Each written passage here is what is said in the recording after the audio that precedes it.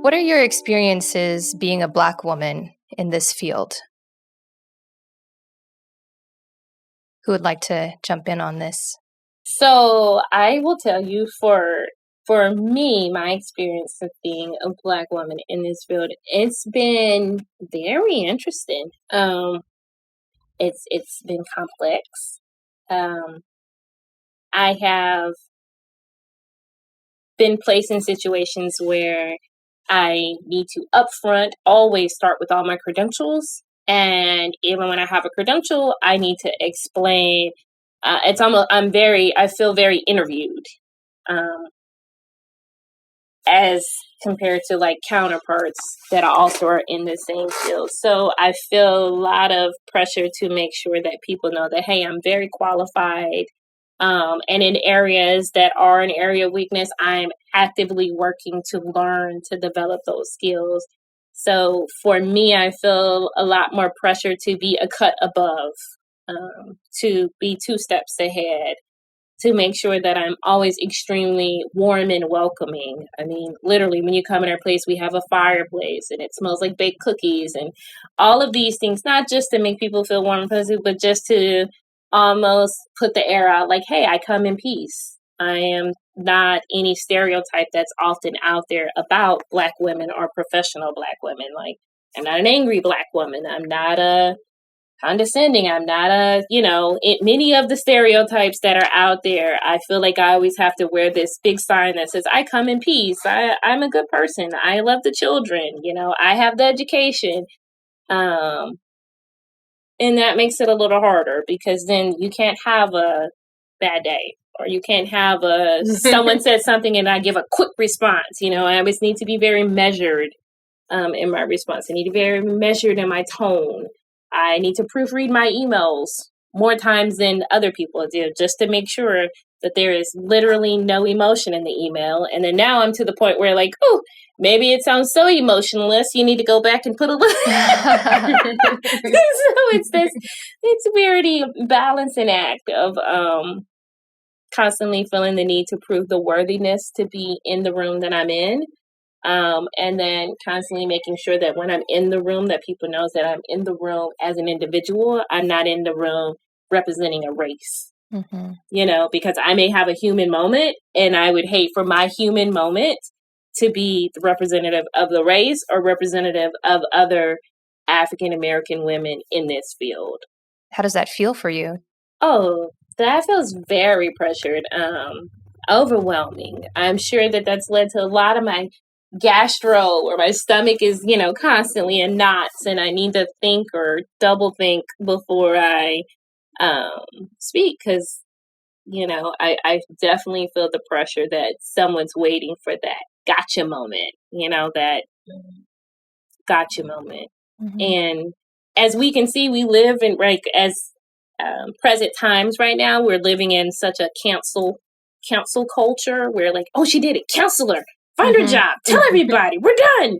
And, I don't want to be done. I don't want to be counseled. Right.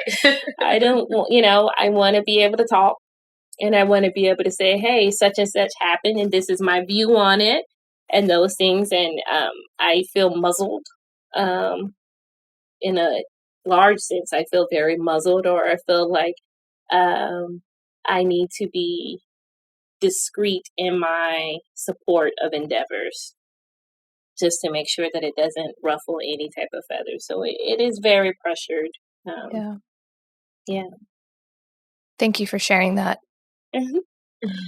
Crystal, what are your experiences being a Black woman in this field? So the last couple of days, I've been trying to figure out if I know any other Black women BCBAs in Jacksonville, Florida. And I'm going through like my Rolodex of people and I'm just like, wow, there's not a lot of us. There's not a lot of us in the field. I just recently found a group on LinkedIn hopefully I don't butcher their name, but it's Black Behavior Analyst or something like that. And Baba, yes. And actually tomorrow, July 1st, is their membership like when their membership, so I have it on my calendar Yes. to like jump on that, just because like I want to feel like a sense of community, because one, like being a small business owner here in Jacksonville, Florida, and then having just a few, just a couple like employees, and then we're doing in-home, so it's not like we've got that space to go to and like really connect with each other. You kind of feel very separated from the people that you're working with, because you're either in a car, you're at the house, you're then jumping over here, and it's just, I don't really have always that sense of community. And then going to people's homes, there's been times that have crossed my head, or thoughts that have crossed my head, like, are they going to see me as a behavior analyst, or are they going to see me as a Black woman walking into their house? Like, obviously they're going to see me as a Black woman, but what are they going to take away from our conversation? And, Brandy, I can attest to feeling like you do have to have everything in order.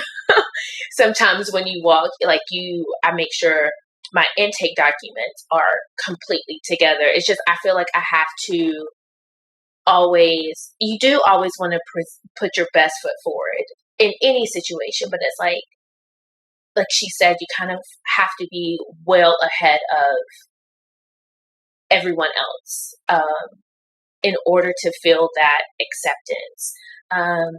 One story I went to a family. It was my first time going to their house. The address was really weird, and I wasn't sure exactly where I was going. And I went a little further past their house. Like, their house was like off in the distance. Some trees were in front, so I couldn't see it because I wasn't familiar with the area. And I get to the house that's next to theirs, and I asked them, I'm looking for this. And they were very like, what are you doing on my property? What are you doing here? I'm like, I'm so sorry.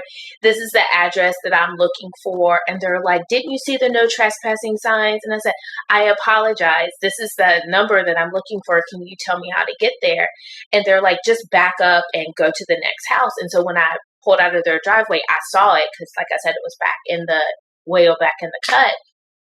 So a few weeks later, maybe like a month or so later, after my client's mom and I started to develop a good relationship, she told me that the neighbor came over there and was like, there was this Black girl that drove up into our driveway. And it was just the things, I'm not going to repeat the things that she said that they said, but it did not make me feel good, where it was just a simple, I was like, I'm so sorry that they even had to say anything to you.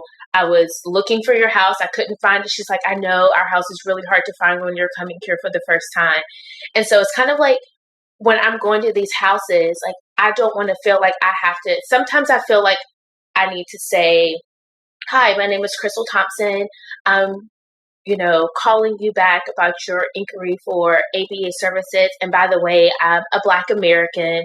Like, so you're not surprised when I walk into your house. I don't know. It's difficult. It's difficult because there's just not a lot of Black Americans in this field in general. Not that I have encountered. Like, I've done like presentations at FABA, and I've gone to a couple other like conferences, and it always feels good to see someone that looks like me in the room as well.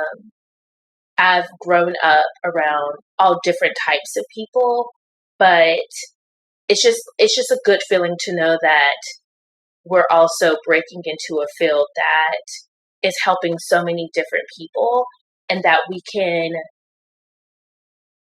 I guess, change the narrative about the Black person in a professional setting, and then being able to have your own business. Because there was one place that I went, and they were like, oh, what company do you work for? And I said, it's my business. I'm working for myself. I'm independent. And they were just like, oh. And then carried on with their other conversations. Like, it's not always warm and welcoming. I'll put it that way. But then there are instances where I feel like my skin color and and that part of me it's noticed, but it doesn't play a factor into where I'm at. And I heard something a while ago that says every table that you're sitting at, that there's a seat for you there.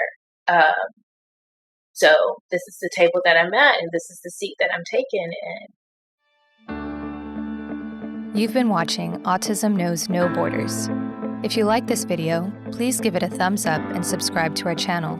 Also, we'd love to hear from you, so let us know what you think in the comments section. Click here to watch this interview in its entirety. You can also find us on your favorite podcast app.